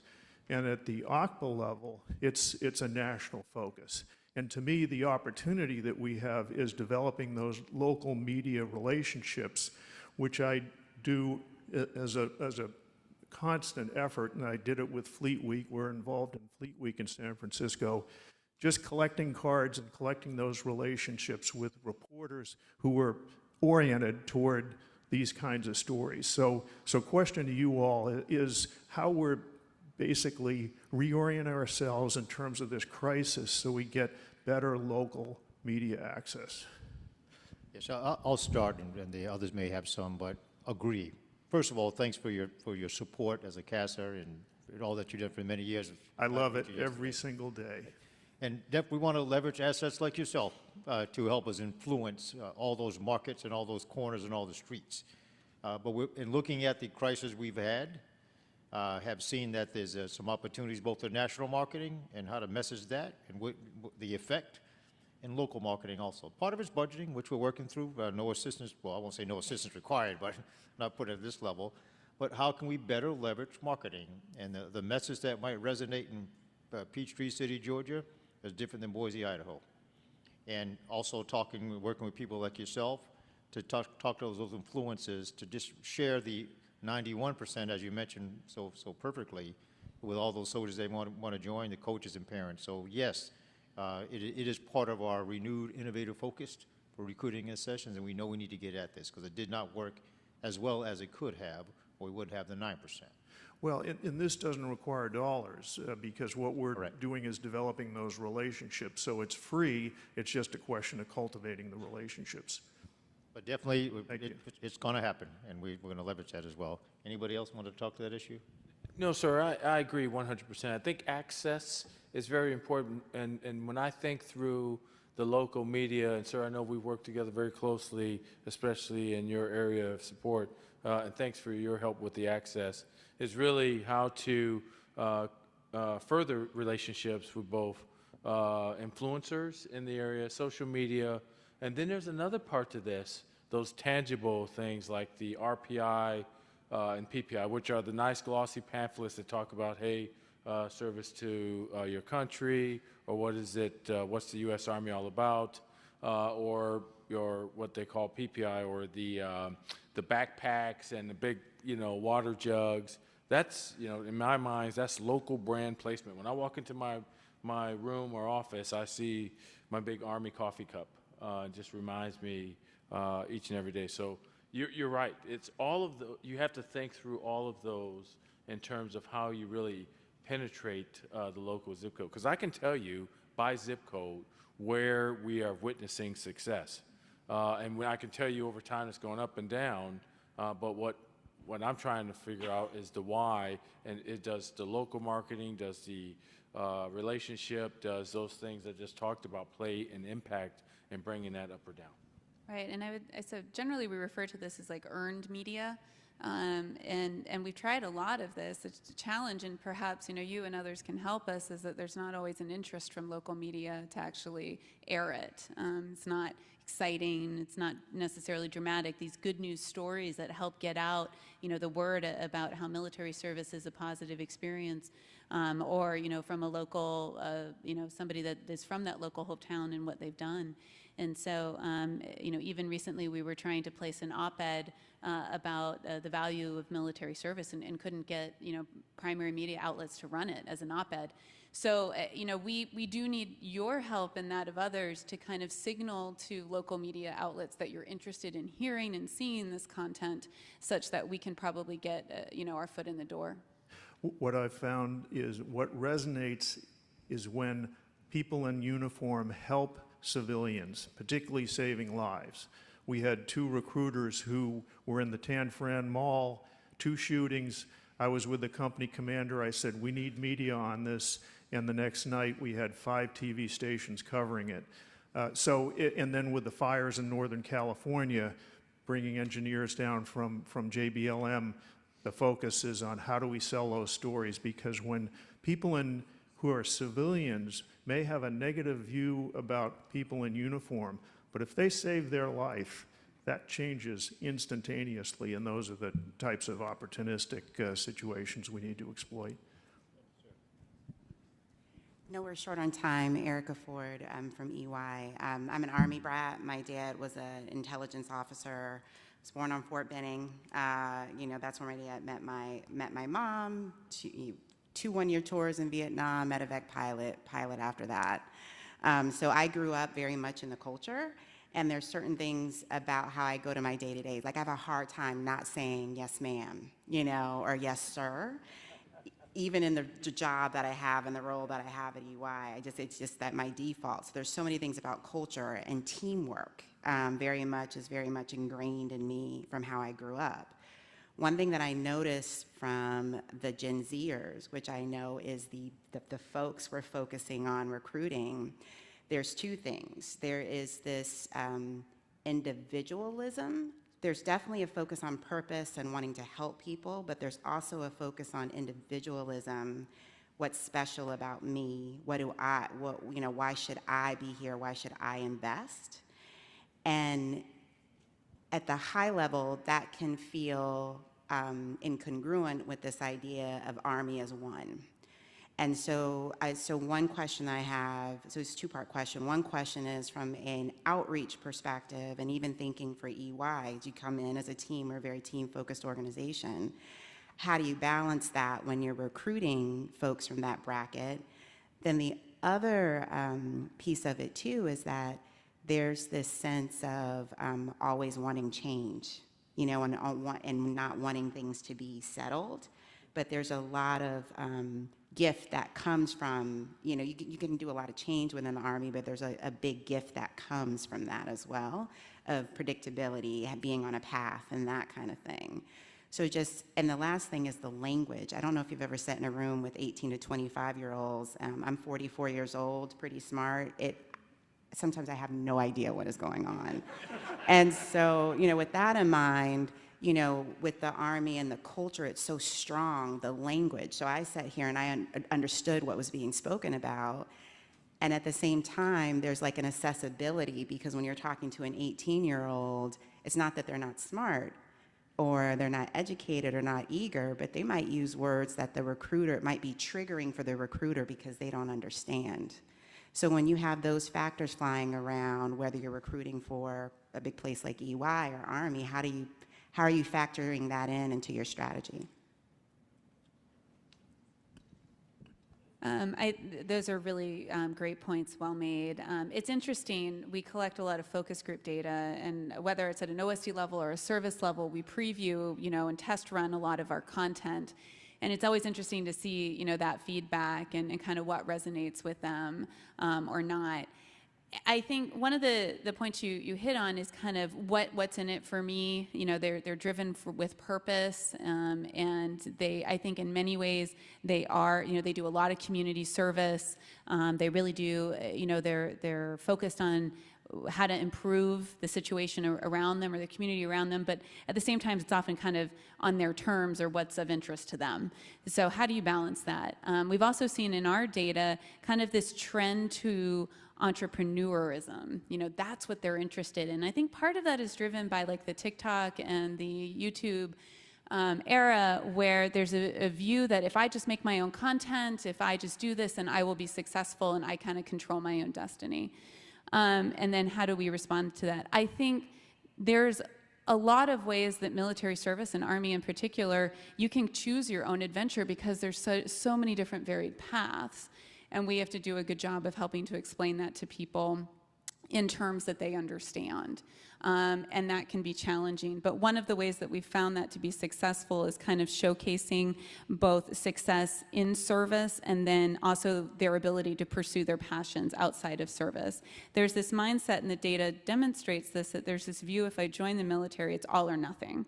My life is going to be 100% Army all the time. I can't have a dog. I can't have a family. I can't go hiking on the weekends. And we know that's not true.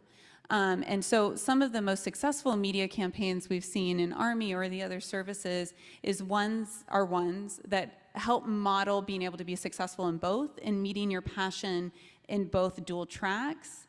And then also once we've kind of captured that interest, then even start having conversations about, well, what component is the right fit for you? Is it active? Is it reserve? Is it National Guard?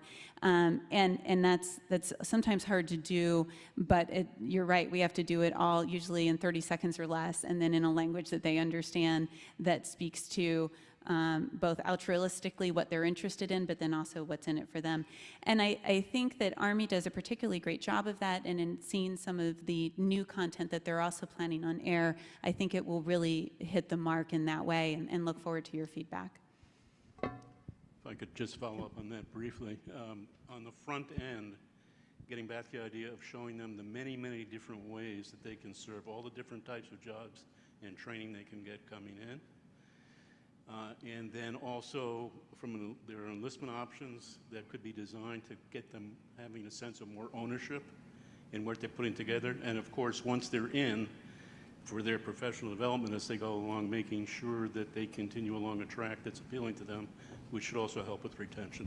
Right, and I think just to add to that, on the retention side, I think the Army talent management market does a really great job of being able to give members kind of a greater sense of ownership of what that journey looks like. And that would be hard to necessarily showcase in advertising content, but I think in terms of having a positive service experience, then I think that definitely pays dividends. Can I just, I know you're anxious to get going.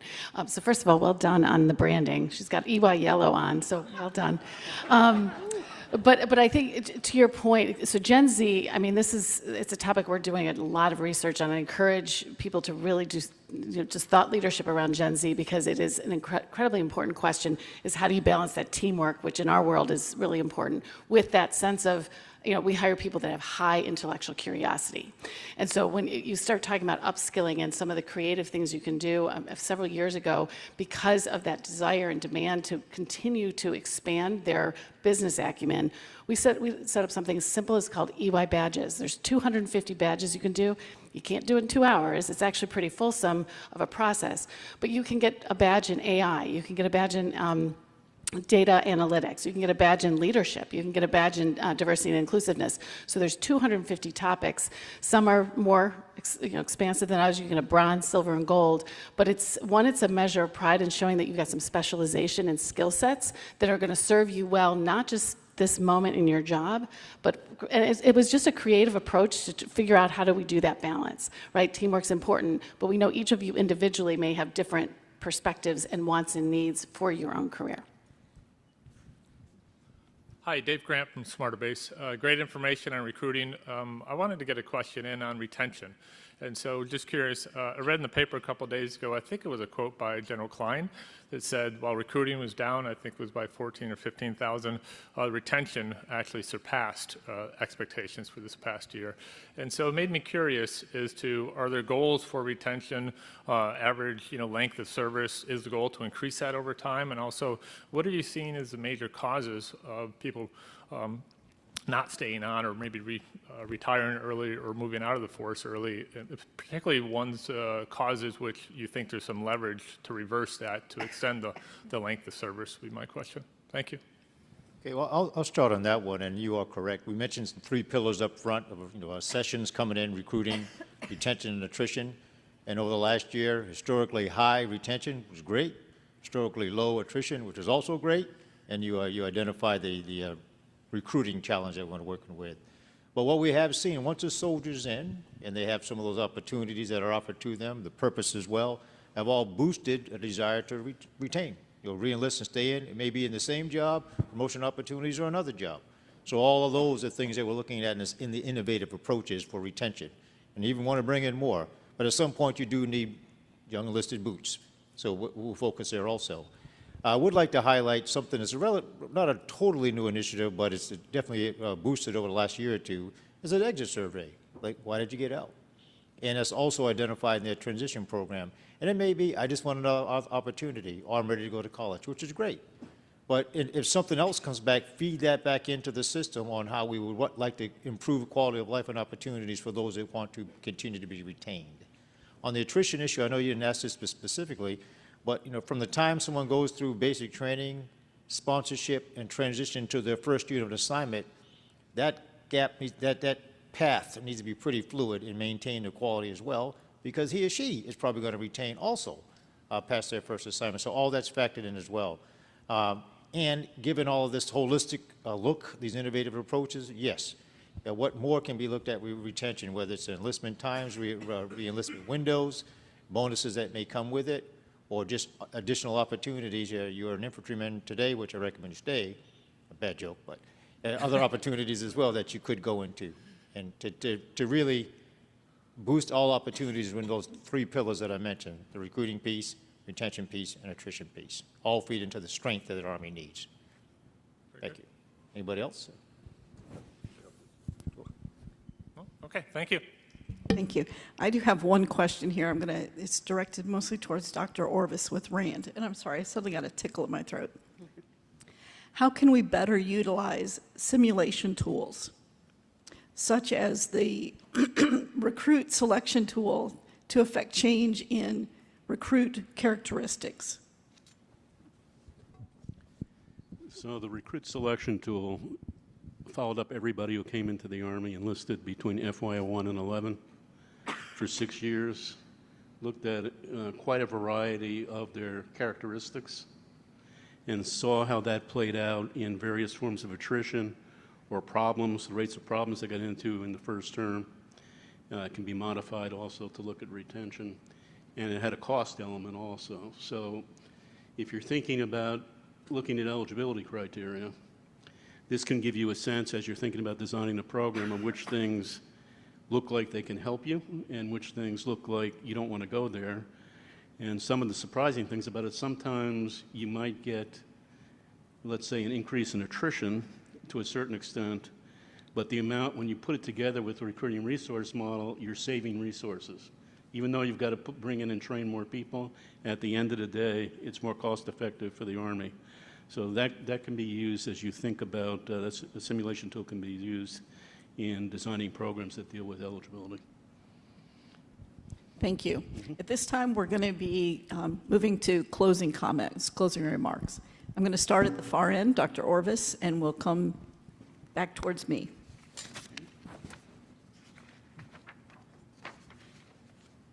And I won't put you through the gory detail on the analytical side this time.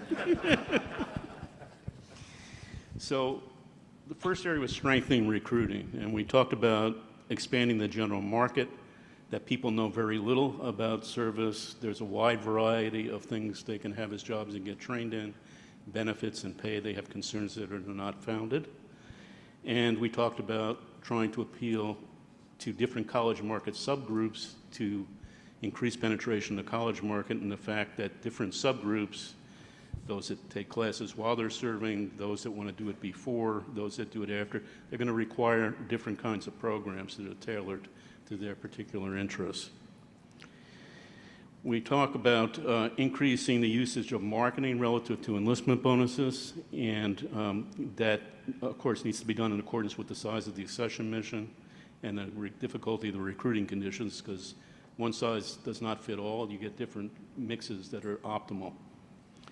We talked about leveraging analyses to help recruiters increase productivity. So we talked about some research would suggest that if you account in more detail for the difficulty of recruiting submarkets, basically the mission boxes. So we're talking about high school grad, 1 to 3 alphas, senior alphas, and others. If you do that in an area, it gives you a better way of deciding how many recruiters ought to be there and what the mission ought to be. So it should increase productivity. Although USREC does a pretty good job of that, I would say, historically. And then we talked about strengthening marketing ROI by getting better granularity in the data so we know which tactics actually are better than others. And the outcomes of tactics, different tactics are associated either with different effects in different geographical areas, and they attract different types of recruits. We want to know that. We could also use that to help shape how we market and what the accession cohort would look like that's attracted by the marketing. On the analytical side, we talked about different techniques that are available for program design and assessment, focus groups and surveys, past research results, simulation tools. We talked about assessment. You can look at attitude or propensity change for some programs. That's what you're trying to affect. Or different types of analyses like multivariate analyses of actually the additional leads or contracts that are produced by a new program. And then we talked about experimental and quasi-experimental designs. Difference being everything is a balanced test and comparison area, but quasi-experimental can be done after the fact. We've used that to look at local marketing ROI. Experimental designs, they're harder to set up. They require more lead time and effort. And then at the end, I touched on some analytical considerations, making sure that if you're going to evaluate a program, you try to use data that are routinely collected. You don't need a whole new effort for that. That you make sure you're talking about causation of programs, not just something that's associated and really due to something else. And the difference between a change in the attitudes, we talk about propensity has gone down over the years. We talked about change in propensity as it relates to actual change in enlistments.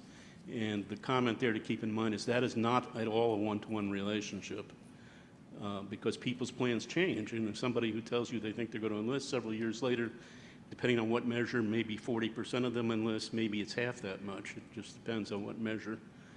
And most people are down in the negative propensity group, so that's where most of the enlistments are actually coming from. So you can't forget about them and only focus on the people who already are attracted to service. Thank you. Next year, we celebrate the 50th anniversary of the all-volunteer force. And so as we look across different periods of time where we've had a hard environment to recruit in, you look at what the best levers of success were, and we've really talked about all three of those today. It's principally recruiters, incentives, and then marketing and advertising. And I hope you can get a sense from the conversation and the comments today that the department, and your Army in particular, is really vested in looking at those three areas and what they can do differently and what they can do better. And hopefully you've also gotten a sense at how OSD and department senior leadership are prepared to give lift to those efforts. But I think the other thing that you heard from all of us is that we do need your help, and we do need the partnership with the communities to make sure that we're getting our message out, not only to youth, but also to influencers, so that we can tell the Army story better, we can tell the Department of Defense story better, and that hopefully we can start to broach these headwinds that we've experienced over the course of the last year. Thank you. Well, first of all, thanks, and what a pleasure it is to be here.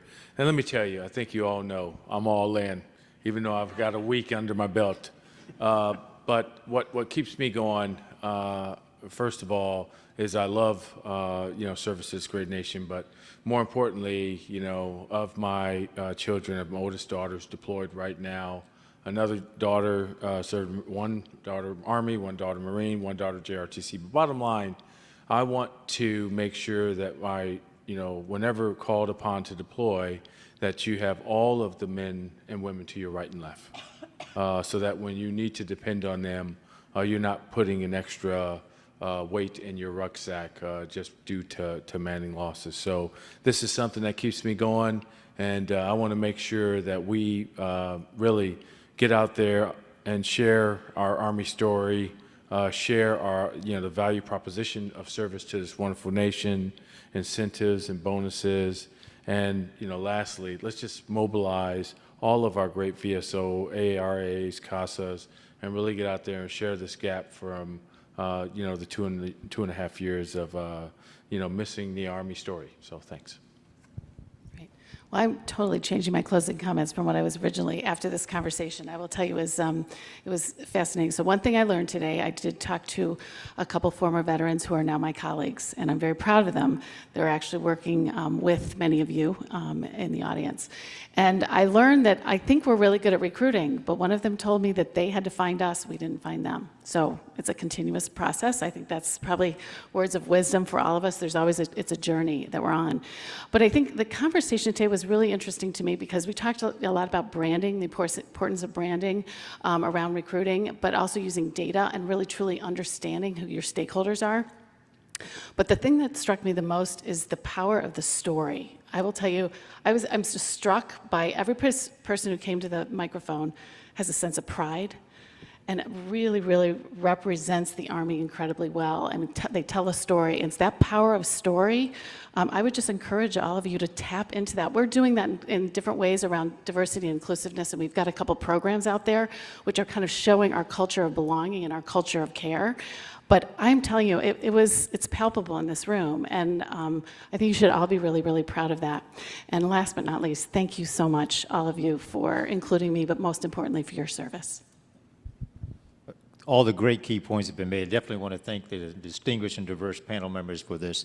And I want to thank you for your seriousness about this, your thought-provoking questions. A lot of good things here. If you're in uniform, you're a recruiter. So help with the effort. I'm sure the chief would say just that. But more importantly, for those who have served or are supporting us, CASAs and others, this is a big total team effort, and we will not succeed, and we will succeed at this. We'll turn the challenge, but in order to deliver that Army for 2030 and get ready for 2040, we'll continue to be innovative in our talent management approaches, and we will turn this recruiting challenge to an opportunity that we're going to continue to march forward on. So thank you for your support, and again, total team will get this done. Thank you. Thank you all.